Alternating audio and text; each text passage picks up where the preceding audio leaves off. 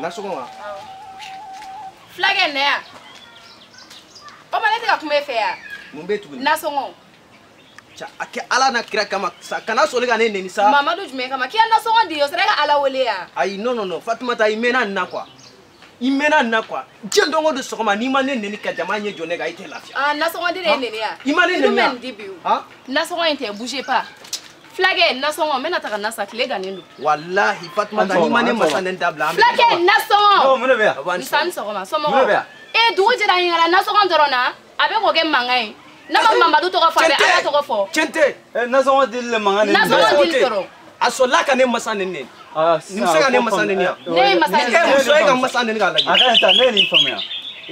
Fatima ibado bi. Gele abe jamana fambela. Ni bi deli gani kutoka. Ne rebe kime flaji ma yame.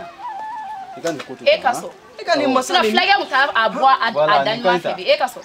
Nkaita ha. Nyame. Yame. Nsamalla. Ntuta. E gata. Voilà, merci hein. Voilà, merci. C'est vrai, ne ma nasongo bore. Ga iba kene sagola dumne. Ni, e sagola dumni.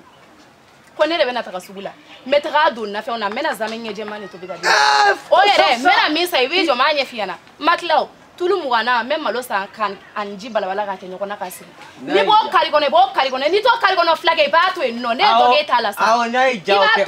Ha, ni nga jabeti suwaro, ni nga jabeti kogo ya kala. Awo meso ko on kala. Awo. Meso ko kala yame. O kelte problème wi. Me ma ke nyana tadi ba shori kono.